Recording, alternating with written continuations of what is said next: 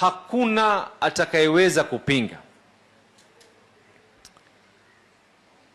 Nampatia mtu yoyote challenge katika Kenya hii, yule atakayesema hakuweza kufadhiliwa na chama cha ODM. Hamna Mkenya yoyote ambaye anaweza kusema ya kwa mimi nimefika pale ambapo kwamba nimefika bila ya ODM, kwa sababu chama cha ODM ndio chama ambacho kwamba kilohakikisha masala ya ukabila yasiweko, na katika msimamo wetu ni mambo ya ukabila yasiweko.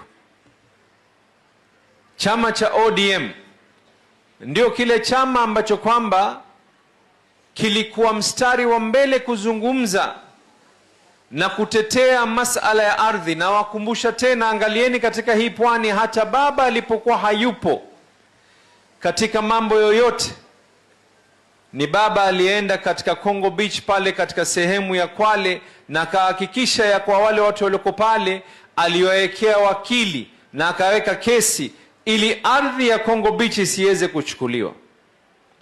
Baba amekuwa katika mstari wa mbele kuhakikisha ya kuwa ardhi iwe ni ya wenyewe, sio ya wale wenye kujiita wenyewe. Kuna tofauti.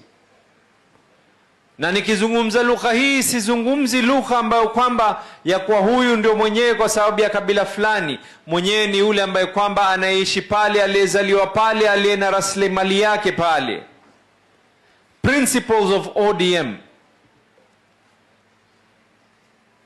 Hakuna ambaye kwamba atakayeweza kukataa ya kwa hiki chama kimeweza kutufaa sote katika hali za kupigania haki za watu. Hiki chama ndio ambacho kwamba kimeweza kupigania haki za watu wetu, chama ambacho kwamba chaweza kujua na kuthamini akina mama, msimamo wao katika uongozi nje na ndani ya serikali, ni chama cha ODM. No other party.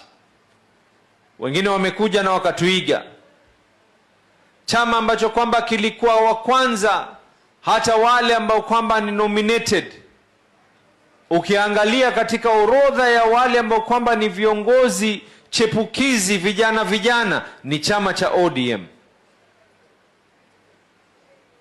Ukiangalia wale ambao kwamba wameweza kuchukuliwa wakawa lau si chama hiki cha ODM, sauti zao zingelikuwa hazisikiki kutoka sehemu zote.